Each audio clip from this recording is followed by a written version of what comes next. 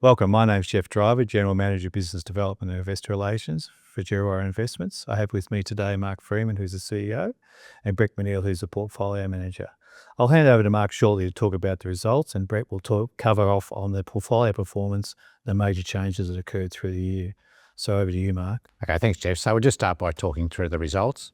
The net operating result, which excludes the impact of open option positions and which is considered a better measure of the company's income from its investment activities, was $40.8 million. The figure for the corresponding period last year was $40.3 million. The key components of the result were income from investments, just over $36 million, down from $36.8 million last year, and income from option activity remained strong at $16.7 million for the year, marginally ahead of the corresponding period last year of $16.6 million. The final dividend has been increased to 8.25 cents per share, fully franked, up from 8 cents per share from last year. Total dividends for the year are 15.5 cents. Last financial year, total dividends were 15.25 cents per share. Based on the final dividend declared and interim dividend paid, the dividend yield on the current net asset backing is 6.5% when you include the value of franking credits. Based on the net asset backing and including franking, this represents an enhanced yield of 2.3%. So that is 2.3% higher than what you'd get from being in the ASX 200 index. The management expense ratio remains low for this type of product at 0.47% with no additional costs or performance fees. So with that, I'll pass over to Brett. Brett, would you like to comment on the portfolio performance for the year, and particularly how it interacts with the enhanced yield that Mark spoke about in terms of the result? Yeah, sure, Jeff. So as Mark mentioned, the key result for Djerriwarrh was a really attractive level of enhanced yield. So 2.3 percentage points above the benchmark index. So Djerriwarrh delivering that really good enhanced yield, particularly an increase in the dividend as well. On the other side though, the capital growth was lower than what was produced by the market. And that's partly the income growth trade-off in Djerriwarrh.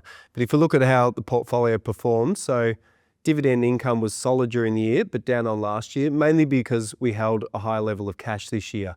And that's a result of having quite a defensively positioned portfolio, given our views on the market. The option income continued to perform really well. So we had some very good contributions to the option income from large stocks such as BHP, the banks and Telstra. And the key with producing that option income is that active management of it. In terms of the sort of slight down to performance in capital that you spoke about, what were the sort of major drivers of that sort of, you talked about defensive positioning around cash. I mean, there are other things within the portfolio that sort of meant we sort of underperformed for the year? Yeah, the positioning firstly, but the stock contribution as well. So if we drill down into a bit of that, we had some positions in stocks that performed very well during the year, but we'd written call options against to generate that extra income. And as a result, the options were exercised and we were sellers of the stock. So the biggest one was Commonwealth Bank, but also other banks such as NAB, Westpac, Macquarie, and also our large position in Telstra. So as a result of that, we were sellers of those stocks. And in most cases, we held the proceeds in cash or reinvested into some better opportunities. And some of those involved the major miners, so BHP and Rio Tinto, but we also took opportunity of the market sell-off that occurred in March and April. And in that period, we did reinvest back into some of the stocks we were exercised in, particularly Macquarie, NAB and Westpac. So there were any other new stocks added to the portfolio through the year, or? Yeah, we only added one new stock during the period, and that was Ampol.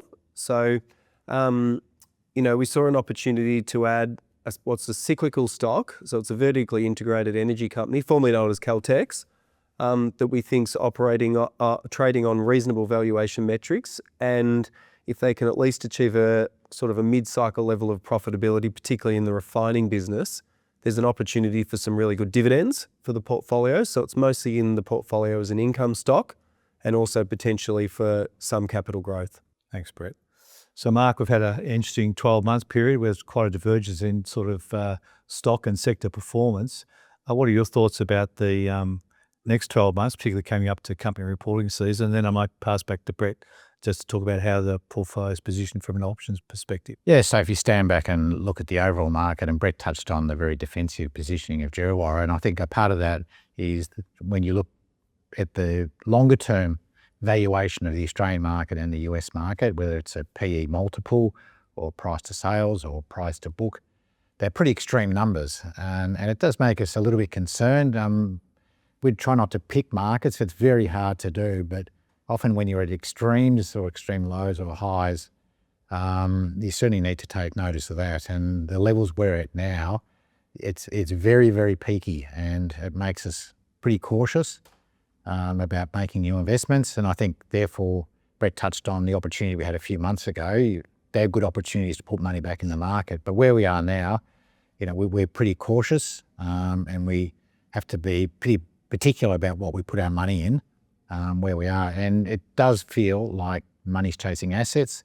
And there's a group of 4 fantastic companies that we really like, and stocks like Wesfarmers and CBA, which we think are really well-run businesses. But we've just never seen PEs like that, certainly in the last 30 years that I've been involved. And so, again, great businesses. But from these valuations, we're pretty cautious on those. So we have to look for other opportunities to reinvest in the market. So Brett, clearly Djerriwarrh relies on the option positioning as well in terms of the enhanced yield. How do you sort of see that moving into the new financial year? Yeah, the option book's well positioned starting off. So we've already written a good amount of option income for the next financial year.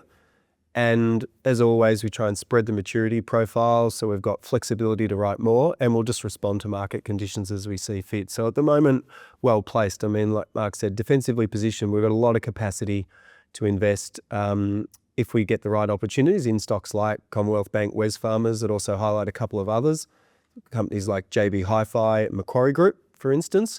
And on the option side, depending on how the market moves, we can adjust that to have the call option coverage at the right levels to generate a good level of option income. So I think at the start of this financial year, quite well placed. Okay, thank you.